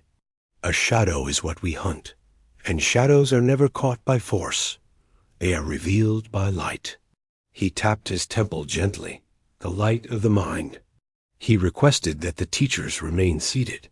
Then, in that uniquely calm voice of his, which could command more obedience than any officer's bark, he asked that the disturbed tray be brought out. Pite the locksmith carried it with care, the velvet still dented where glass bottles had once lain. 3 of the spots were filled. A 4th was empty, its leftover fine gray powder clinging to the fabric. Holmes set it on the long table under. The gaslights bent over it with his glass and gave a slight sound of satisfaction. "Not theft," he murmured, "but substitution." He lifted one of the bottles that remained, its wax seal whole, and held it to the light. Then, with extreme care, he compared it to another. The difference was tiny, but clear. The cork of one had the faintest mark, as if lifted and replaced with clumsy haste. "Gentlemen," Holmes said, speaking to the gathered scholars, "your colleague, Professor Castaire, died with a mystery in his grasp. The cabinet was opened not to steal, but to hide, not to remove, but to replace. The hand that killed him wished us to believe nothing had been disturbed. But glass is a poor partner in crime. It keeps memory too well." There was a stir among the teachers, and Mr. Long, the red-faced chemist, broke in with a loud protest. "Are we to sit here accused like schoolboys? Do you dare suggest one of us tampered with Castaire's experiments?" "I suggest nothing," Holmes replied, his voice as cool as frost. "I demonstrate. This bottle," he touched it lightly, "was opened and resealed. Its contents were changed. The empty box tells us that one mixture was used on the night of death. What substance it held we may only guess, but the mark on the professor's throat and the piece of a match suggest a method that was subtle, clever, and deadly." Lestrade's jaw tightened. "And who used it?" Holmes allowed a long pause during which the silence grew almost unbearable. "At last," he said, "the answer lies not in what was done, but in what was feared. Professor Castaire wrote of a second method, one he held back, one he meant to control by moral law. That secret has not vanished with him. It remains here among his papers, scattered in pieces. It is this manuscript, half charred, half hidden, that our shadow wants, and until we figure out its full shape, we cannot know if we are dealing with murder alone, or with knowledge too dangerous for any man's hands." With that, he lifted the scorched scrap from the fireplace once more, and laid it beside the whole memorandum. The teachers leaned forward, their scholarly hunger for a moment stronger than their fear. I myself leaned close, making out phrases. Through the veil of ash, tiny smells, penetration beyond, sealed tube. The words were like sparks fallen from a fire, suggesting but not lighting up. Holmes's finger traced them gently, his gaze distant. "Watson," he said quietly, "you see why I call it a manuscript of shadows. It speaks in pieces, in hints, in ghosts of thought. And yet men have killed for less." Dr. Archford cleared his throat, his voice trembling despite his calmness. "Mr. Holmes, are you saying that within these walls lies knowledge which could endanger not just a man, but—" He stopped, unwilling to say the thought. Holmes met his gaze. "I say only that secrecy breeds fear, and fear breeds violence. Someone believed Castaire held a weapon disguised as science. Whether that belief was right or mad, it drove a hand to murder. Until we uncover the truth of this manuscript, the shadow will not rest. Outside, the bell of St. Ignatius tolled the hour, each stroke echoing through the room like the measured beat of destiny. The fog pressed closer to the glass panes, its pale veil shuddering in the lamplight. I felt the weight of unseen eyes on us, and in that moment I understood Holmes's words. We were no longer fighting with an enemy of flesh and blood alone, but with an idea, half born, half buried, that moved in whispers through the covered walkways and left death behind it. Holmes straightened, his pipe smoke curling upward like the ghost of the professor himself. "We must draw the shadow out," he said, "and we shall do so by offering him the very thing he seeks." The teachers stirred uneasily, as if they had heard a verdict. Lestrade's policemen exchanged glances, and I, watching Holmes's keen face in the lamplight, felt the first shake of a deeper worry. For if the manuscript truly hid a secret too dangerous to see daylight, then by dangling it as bait, we were not only chasing a murderer, we were inviting the darkness itself into our midst. There is a special quiet that comes before a big action. A quiet not of idleness, but of breath held on the edge of something. St. Ignatius wore that quiet. Now, word of the planned meeting had passed like a vibrating wire through the college, and every hallway hummed with quiet guessing. Holmes, having announced that the manuscript would be read, and the instrument tried, had planted the ground with just enough truth to make the lie grow. The old museum room, with its long cases and retired machines, became our theater. The laboratory, with its locked cabinet and obedient alarm, our backstage. The yard, with its fog and lamps, our velvet curtain.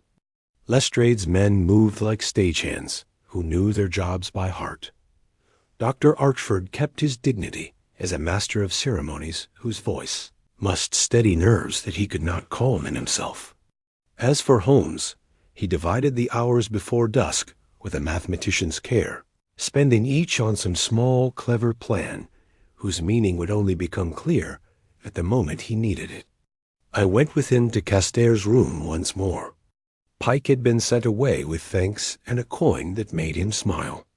The assistant, Finch, remained under a policeman's eye, and showed a relief so sad at being allowed to sort glassware that I felt an unmanly tenderness for the boy. Holmes, however, wasted no feeling and little speech. He built on the professor's table a miniature of Caster's last design. No more than a setup of tiny tubes, a draughting bottle, a spirit lamp, and a delicate gauge of his own making, made from a hair balanced over a narrow scale. "Not the instrument itself," he murmured when I raised an eyebrow, "but the idea of it. Ideas, Watson, cast longer shadows than objects. Our man must see what he fears. He must believe he can steal it back." He laid on the blotter a neat copy in his own hand of a charred paragraph, written with such skill at Caster's cramped writing that even Archford, when later he glanced at it, did not notice the fake. From the tin box, we selected 2 notebooks whose subject was innocent to a beginner's eye and deadly dull to an expert. Holmes tied them with the professor's black tape and set them in the cabinet where the disturbed tray had been, resealing the door with a sliver of wax pressed by the broken ring that had once served Caster as a seal. The alarm remained in place, its hidden reed ready to chirp if a certain weight shifted without the counterweight Holmes had supplied. "There," he said, with an artist's quiet after he has set a stroke that pleases him. "Now let us offer temptation." Offering, in this case, took the form of ordinary college busyness. Notices fixed quietly at the top of stairs, murmured invitations carried by the head of the college's clerk to those teachers most likely to feel they were keepers of anything powerful. Lestrade's policemen, under orders to be seen without seeming to snoop, made small talk with guards and coalmen. A telegram was sent at Holmes's suggestion to Inspector Bradstreet at the police station. asking for two plainclothes men who could pass as messengers.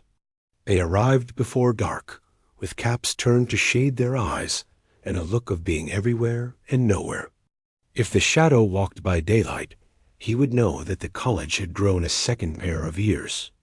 But if he walked at night, he would imagine that he alone understood the ways between walls. While these plans were made, Holmes allowed me an errand to Baker Street for such items as his own little laboratory could not supply in the college. The carriage rattled over wet stones. The city outside the walkway seemed almost improperly alive after our hours among whispers. I fetched what he asked: clean slides, a coil of fine wire, a pair of thin kid gloves, and his favorite spirit lamp, and returned to find the yard already adrift in the first blue of evening.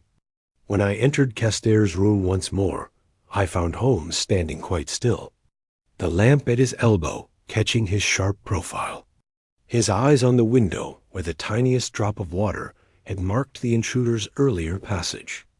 There was in his face that expression I had seen when the music of his violin hung on a single note. Not joy, but balance, not heat, but a kind of serious satisfaction. "Watson," he said without turning, "I have considered the window." "So have I returned. "It is a brave man who trusts his life to a ledge in that fog." "A brave man," Holmes said, "or one who has done so often enough that courage becomes a saving of attention. The latch shows an old habit newly hurried. Our visitor last night is no stranger to this ledge.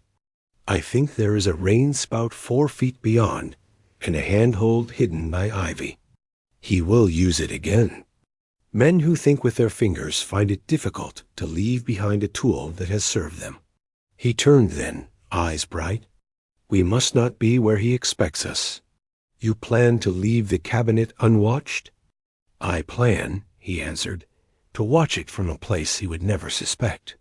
He drew me to the corner where the curtain's heavy folds pooled on the floor. Behind the curtain, built into the thickness of the wall, was a narrow passage, no more than a service crawl space, whose presence I had missed earlier because the wood panels hid its seam. Pike, it seemed, had revealed it. The locksmith, who knew the secret ways of old buildings as a rat knows the drains, had shown Holmes how a man might stand within, and through a pinhole set cleverly near the top edge of the wall, watch the cabinet, the window, and the whole room. "It is a coffin for two," Holmes said cheerfully, "but our long watches have been kept in worse places." We took our positions at dusk, long before the set hour of the meeting. Lestrade, to his credit, did not insist on sharing our box. He posted himself at the head of the museum stair, with 2 men below him, and 1 at the north gate, and sent a plain-clothes runner to wander by the ivy outside Caster's window. Dr. Archford, pale but firm, went about his task of calling the teachers without comment, though I saw in his expression that special inward look a man wears when he suspects that the honor of his house may be saved only by a deeper shame first. Inside the wall the air was close and had the dry, honest smell of old wood. We could see through our little hole the glimmer of the lamp on glass and brass, the cabinet door serious as a judge, the curve of the window latch, the rug on which Caster's hand had dropped its fatal match head. The minutes crept. Twice the building sighed. Whether from settling wood or the scrape of a shoe, I could not tell. From distant hallways came the civilized murmurs of men gathering. Below us, faint as the echo of a thought, the alarm's reed quivered once and was silent. A rat, perhaps, or a shift of air in the tiny tubes Holmes had set on the table. Holmes stood without moving, his breath so controlled that I could not hear it. I admit mine was less well behaved. The latch lifted. It lifted with the gentleness of a lover's caution. A small catching of brass against the shiny woodcoat, a pause, a feathery rise, and then the softest breath out as the lower pane opened a hand's width. Fog pressed in shy, curious. A shadow formed along the sill, a gloved hand first, then the edge of a sleeve that carried with it the faintest dusting of powder. A figure slid quiet as a cat from ivy to sill, from sill to rug, so used to the geography of danger that he seemed to flow rather than step. He wore a scholar's gown drawn close, the bottom tied up with string. The hat he had pulled low hid the line of his forehead, but the jaw showed thin and youthful. He did not turn to the table. He went straight to the cabinet.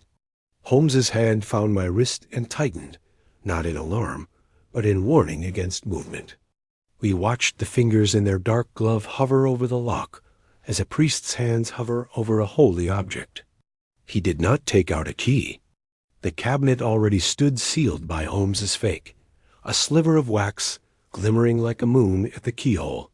The gloved thumb brushed the wax aside with the casualness of being familiar. He turned the handle delicately.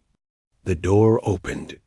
The hand went to the lower shelf and paused on the wooden box. He lifted it half an inch, enough to wake the hidden reed. Its tiny throat chirped once like a bird dreaming. The hand froze, then placed the box down again with a care that could not erase the sound that had already flown. The head turned a fraction toward the door. The body weighed escape against purpose, and chose purpose. He slipped the black-taped notebooks out with the tenderness of theft, and slid in their place a bundle of papers tied in lighter string. The cabinet closed, the handle settled, the latch at the window called like the promise of air. Holmes moved then, not to jump, but to do the one thing that would carry the shadow past Lestrade's net and into light. He drew from his pocket the smallest tin whistle, set its mouth to the hole, and gave a whisper of a note pitched to travel along wood. At the museum stair, a policeman stirred, and by practiced reflex, stumbled noisily against a case. The sound, small as it was, broke the intruder's nerve. He fled not by the door where the police stood, but by the ledge he loved, hat low, gown gathered, hands sure on the ivy. We were out of the wall and at the window in an instant. Holmes's long fingers snatched at the trailing fold of the gown and found it. For a breath I believed he would hold the man hanging like a fish at the rail. The cloth tore with a dry sob.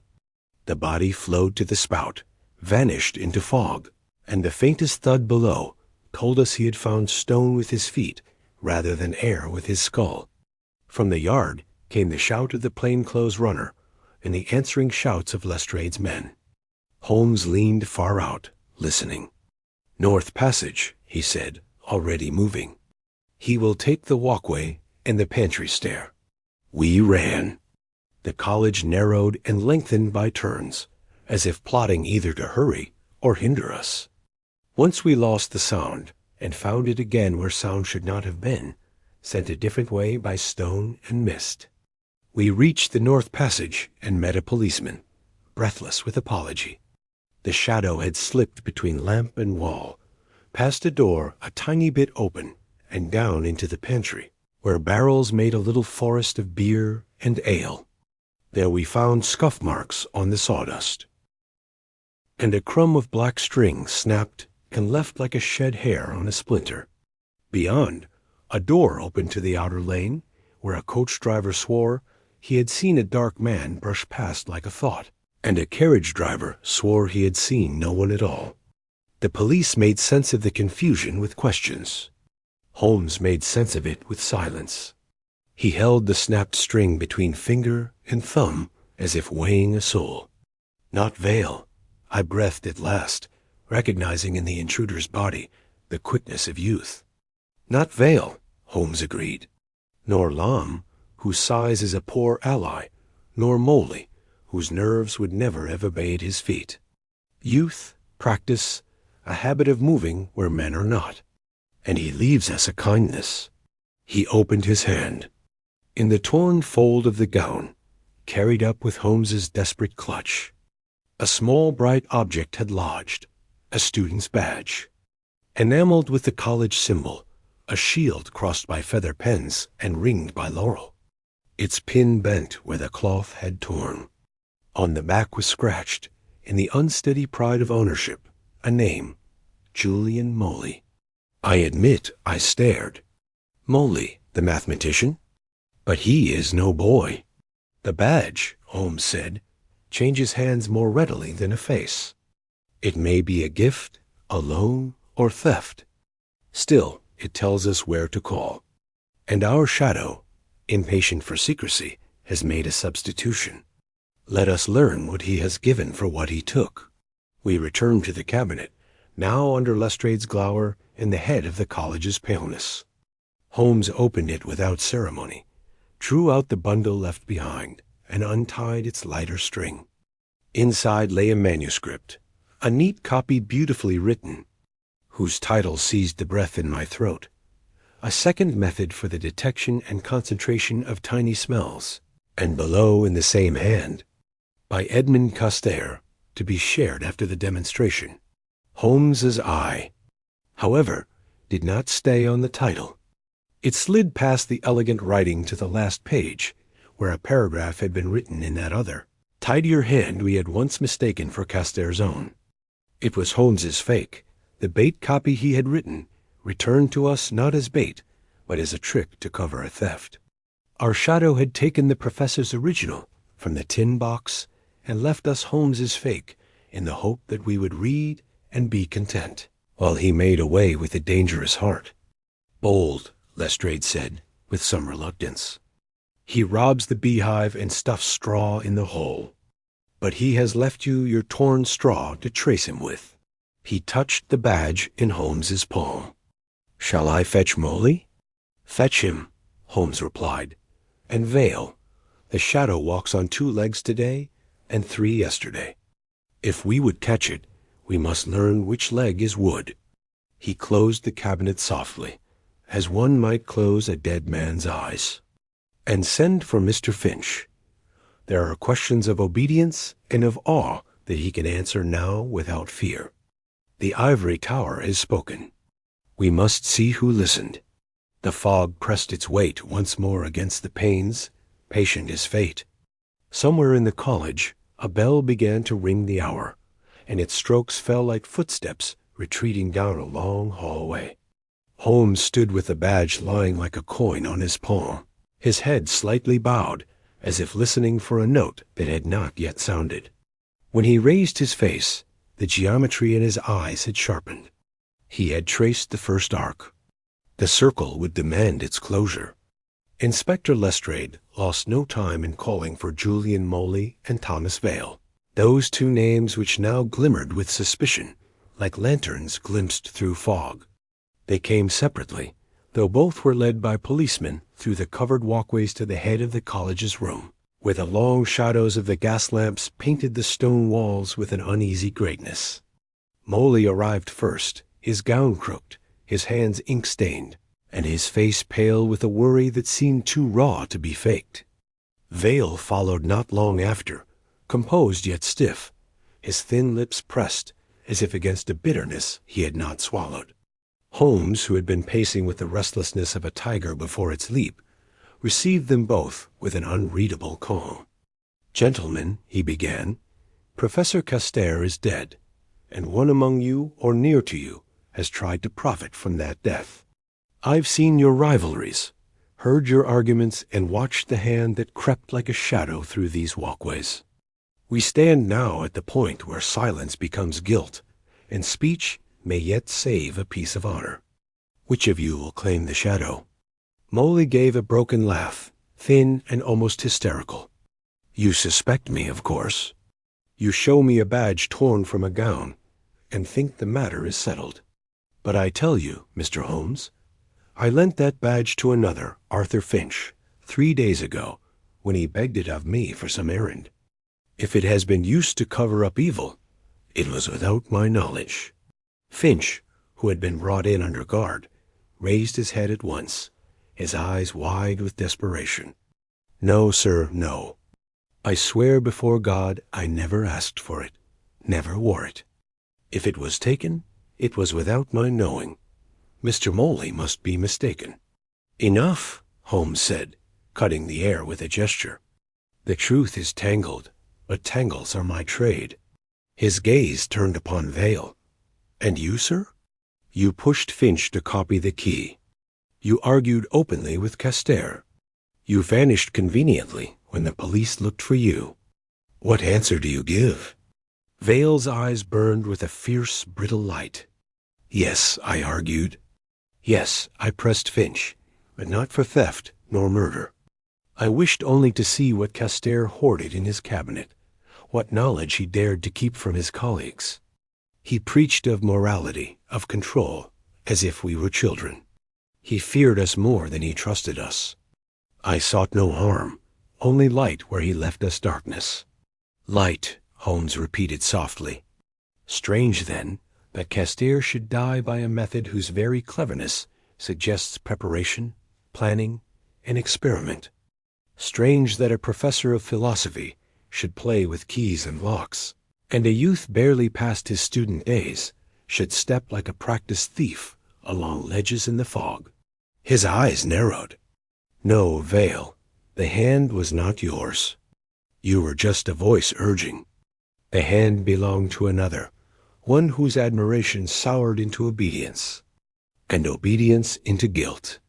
At this, Arthur Finch gave a choking cry, fell to his knees, and pressed his hands together, as though before a court more dreadful than any court. "It was I," he sobbed. "I went to the cabinet. I lifted the bottle. I did as he told me, but I did not mean for the professor to die. I swear I did not. He told me it was harmless, a demonstration only to startle Castere into giving up his manuscript. I touched the match head to his skin as I was told, only to frighten him, to show that his secrets were known. But the red mark, his fall, his silence, it was all over in a breath. I thought he slept, only slept. When I saw he did not stir, I ran. God forgive me, I ran." The room fell into a silence so deep that even the hiss of the gas jets seemed to be blaming someone. The head of the college's lips moved without sound, as if in prayer. Lestrade's pencil stopped in the middle of a note. Holmes alone remained unshaken. He bent and raised the boy gently to his feet, his voice low, almost compassionate. "You were the hand, Finch, but not the will. You were the tool another's ambition. Who made you do this thing?" Finch's face was wet with tears. "It was Mr. Vale. He said Castere's secret belonged to the college, not to one man. He said a little fear would loosen his tongue. He gave me the match, showed me how it had been treated, and told me no harm could come. I believed him. Oh, God, I believed him." All eyes turned upon Vale. He did not flinch. His paleness deepened, but his voice, when it came, was cold with conviction. "I sought no death. I sought truth.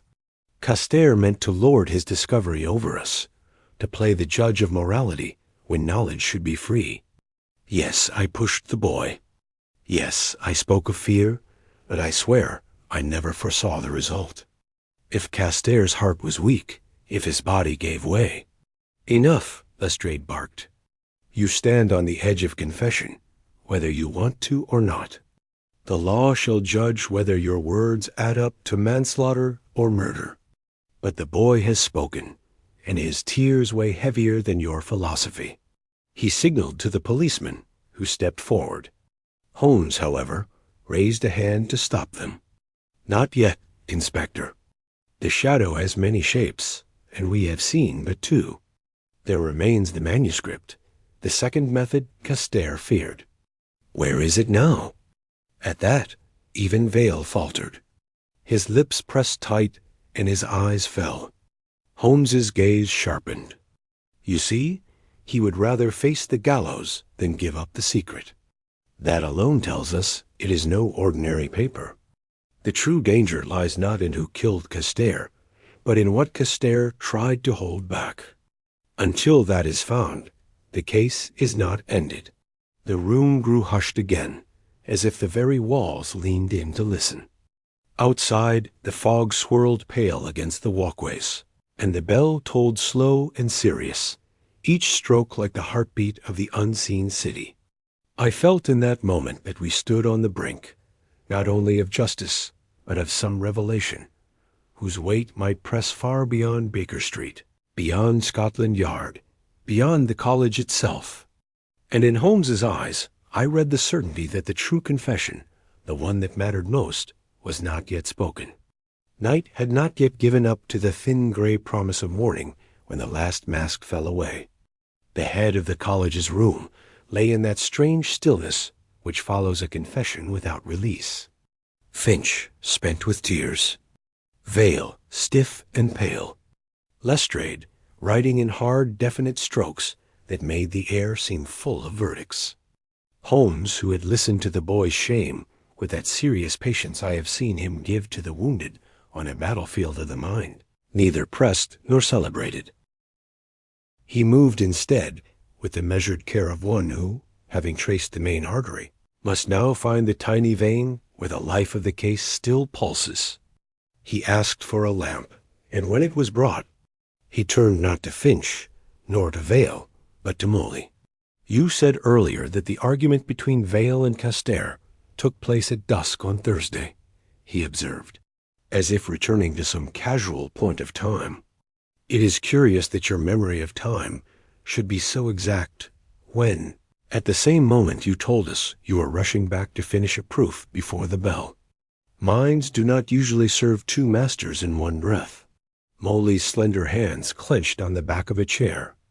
A man can know two things at once, Mr. Holmes. His voice was steady, but I saw the stitch of muscle leap in his jaw. So he can, Holmes returned, with that mild politeness by which he breaks down the strongest defense. But his boots can only walk one way.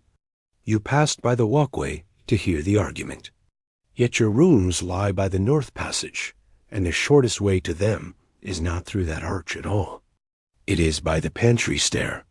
A man rushing to finish a proof does not add 20 steps and a turn for curiosity, unless curiosity is the stronger master. Your curiosity, Mr. Moley, has ruled you for many weeks. It ruled you last night. The mathematician's paleness took on a flat, tired look, as if the very light had been drained from his face. You show me a badge torn from a gown, he said in a low tone, and call it proof. I do not call it proof, Holmes replied gently. I call it a kindness that Providence placed in my hand when I grabbed your hem on the ledge. Proof is in your room, on your sill, in the ivy dust caught in the fabric of your gown, in the strip of cloth torn where I grasped you, and in the leftovers of the same crystal-like powder that marked Castere's window. It is in the smudge of candle wax on your sleeve for resealing a bottle in a hurry, and in the fold of lighter string in your pocket where you tied your substitute papers. But most of all, it is here. He touched the bundle the intruder had left in the cabinet. This neat copy you placed to quiet us as a mistake you could not see, the mistake by which I shall always know my own hand. I copy a cramped script well enough, but I do not use the professor's special continental R's when it stands between two consonants. Your glance found comfort where an expert's would have found a seam. You returned straw for honey and hoped the hive would hum on. No, Mr. Moley, the badge is not proof. It is only your signature. A tremor went through Moley then, not the tearing shudder of collapse, but the small inward surrender of a man who sees that he is seen completely and unforgiven by an eye that does not rage. He let go of the chair back, and for an instant the gown hung loose on his thin frame, like an old habit suddenly too heavy to wear. I did not kill him, he said at last, very quietly. I swear it. I had no wish to see him dead. I wanted only to take what he would not share.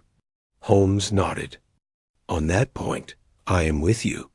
You are not the hand that touched the match to the skin, but you are the shadow that moved beside it. The habit of secrecy's enemy, the eager student of opportunity. You watched the ledges long before Finch ever handled a key. You have the sureness of foot I saw tonight. A man does not learn that in an hour.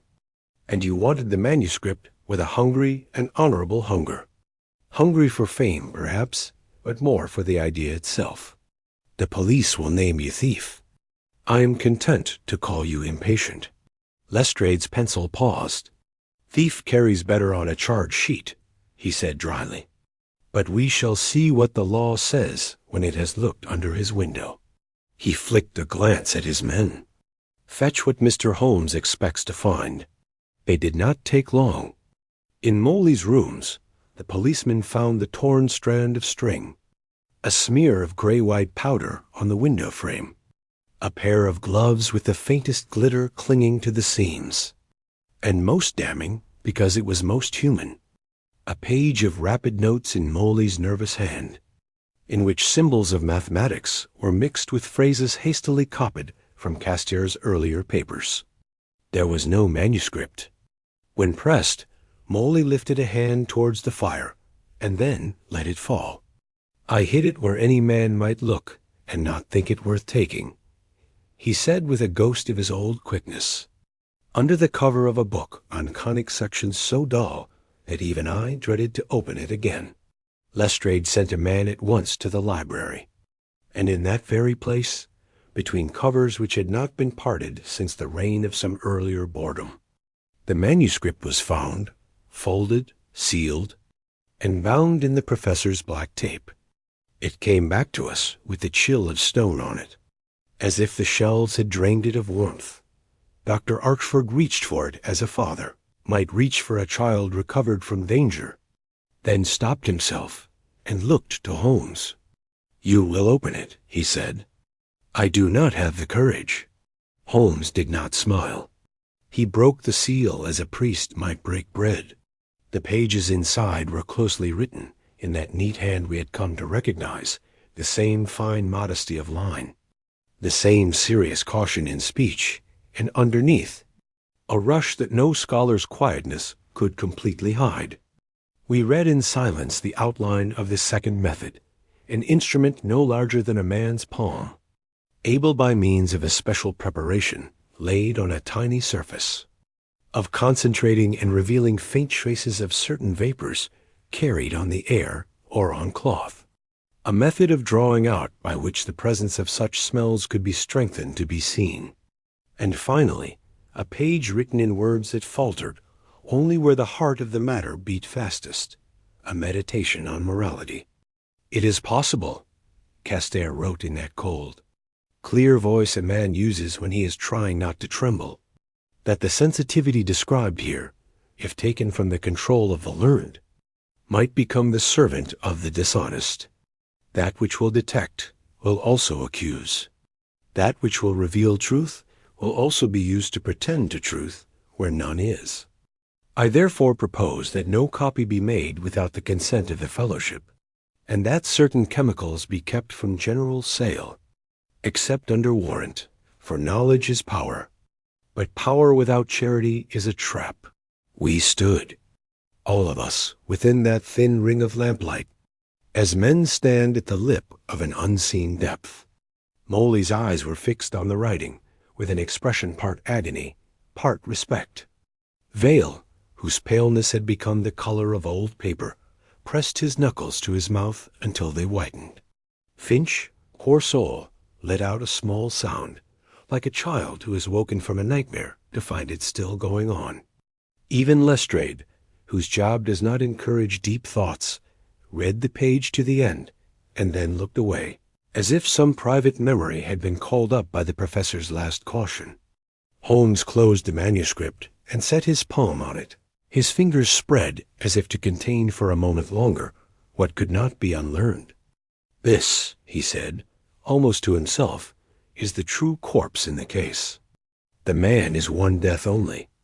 The idea can be many, according to the hands that take it up." He lifted his head. "Inspector, you have your prisoners. The Crown will have its charge. The college must decide what it will do with its dead man's gift." Archford found his voice.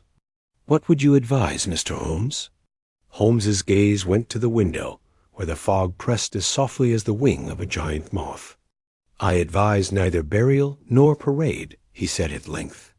Seal it under the college seal. Let a committee of serious men, 3 will do, 4 at most, hold it between them as a trust. Publish the harmless principles. Bury the dangerous clever plan until the city learns manners to match its knowledge. And if you cannot be sure of the city, and no wise man ever is, be sure at least of the men you choose to guard, which you cannot destroy without first destroying your own souls. Moley, who had listened with a bowed head, lifted his eyes. And me? He asked with that awful humility which is the wreckage of pride.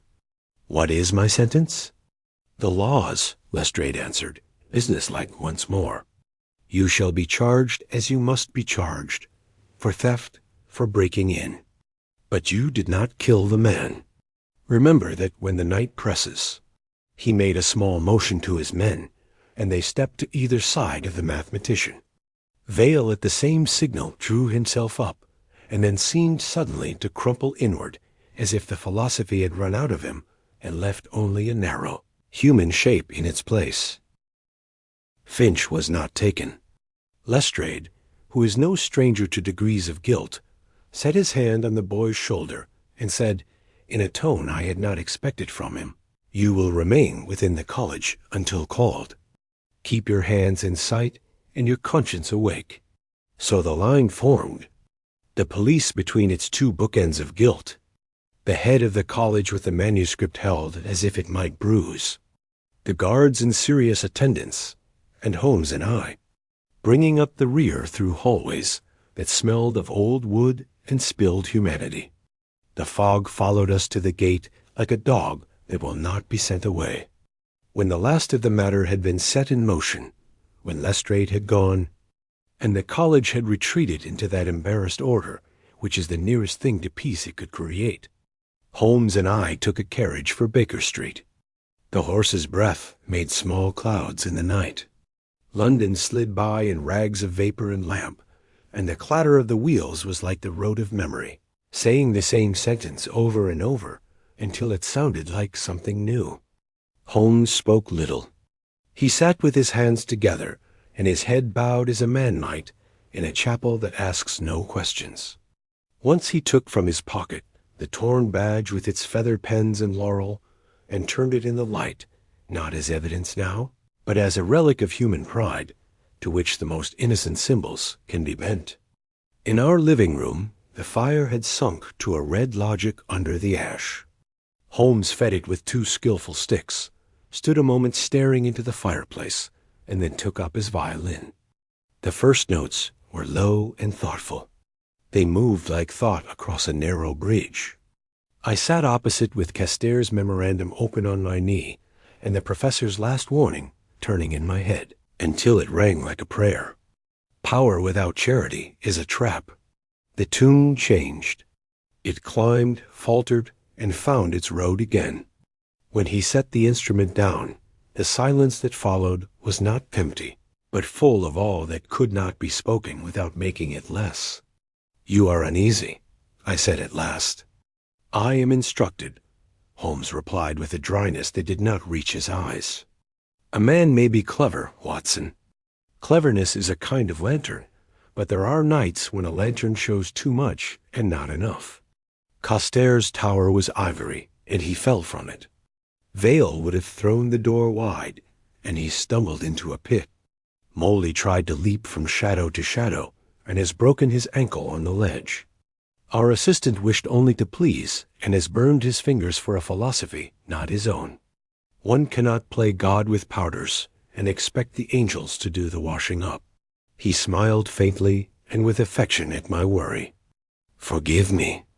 The moralist in the doctor stirs. In me, a less handsome ghost puts on his cloak when the fire burns low. And you? I asked, what of your advice to the head of the college? It is the advice I should wish to be given if I were the guardian of such a thing, he said simply. Man cannot unknow what he has learned. He can only choose to whom and when he shares it. There are winds in London that would blow Caster's little instrument into every drawer, and others that would lock it behind iron in the name of safety. The middle air is the only one a sane man can breathe. He looked towards the window, where the fog lay like a thought not yet expressed. Besides, even sealed knowledge seeps. That is both its danger and its salvation. In a generation, perhaps men will have better manners, or worse. I'm not the fortune-teller to say. I closed the memorandum and set it by the lamp. There is one thing yet, I said, for some practical duty is the only cure for such deep thoughts. Finch, when the courts have done their math, what is left for the boy? Holmes's mouth softened. Work, he said. Work and daylight. I've spoken to Archford. If the lad keeps his head and his hours, he may find there is a courage in washing bottles that is denied to conspiracies. As for Mr. Vale, the court will do what it must. I do not hate the man. He saw the light, and he mistook it for his own. The clock on the mantel struck. A modest sound compared with the great bell of the college, but with a homeliness that brought our rooms back to their proper size. Holmes stretched his long limbs, and the shadow of him lengthened on the carpet like the shadow of a sundial's pointer across a small green lawn. There will be other towers, Watson, he said, almost lightly. Men will build them from marble or money or mathematics, and fall from them with equal grace. Meanwhile, there is a certain tobacco I want, and a case of missing letters from the Strand that promises to be refreshingly common. Will you pass me the matches? Untreated, if you please. We both laughed then, a human sound that did more than any philosophy to set the world to rights. I rose, found the box on the mantel where Mrs. Hudson keeps that innocent convenience, and set it on the table beside the violin. The fire answered with a frank, cheerful flame. Outside the fog pressed and shifted, the city breathed, and the gaslight wrote its moving picture writing on the window pane. In the memory of St. Ignatius, there would remain for a long, while the hush of a night when knowledge leaned too far out of a window and felt the cold. In Baker Street, there remained the comfort of a solved riddle, and the serious knowledge that riddles never truly end. Holmes smiled into the fire, and I, who have stood beside him at the edge of many deep pits, found myself grateful for the hearth. Come, he said in that tone which can take a man from gloom to common sense in a step. The city will not be bettered by our deep thinking. Tomorrow may produce a blackmailer with far less deep thoughts, and I should welcome him. He reached for his pipe. I reached for my pen. That is how our evenings end and begin. Outside, London folded and unfolded its fog as ever. Inside, the violin shone in the lamplight like a promise that whatever shadows might walk the covered walkways of the world, there would still be music and reason enough to meet them. The case of the death in the Ivory Tower closed upon itself like a book placed back on its shelf. Yet, as with all books in Holmes's great library of mysteries, it leaves behind echoes, a moral more haunting than any verdict. Knowledge uncontrolled becomes its own poison. Ambition unchecked, its own gallows. Castere paid with his life. Vale with his honor. Moley with his freedom. Finch with his innocence. Only the shadow of an idea remained, folded under the seals of St. Ignatius, waiting for an age either wiser or more reckless than ours. Holmes, ever forward-looking, spoke of it no more. He took up the next telegram, the next mystery, as though the fog itself whispered new riddles with each dawn. Yet I, whose duty it is to set his adventures down, admit that the echo of Castere's manuscript lingers with me still. For in those quiet hours when Baker Street lies hushed and the coals fall to ash, I think of that ivory tower rising from the walkways proud and alone, and of the danger that waits whenever man believes himself lord of knowledge, yet servant to none. So ends this story, and though London has long since shaken off the fog of that night, in my memory it lasts, thick, ghost-like, and eternal, covering the walkways of St. Ignatius, where truth was taken not only from men, but from shadows.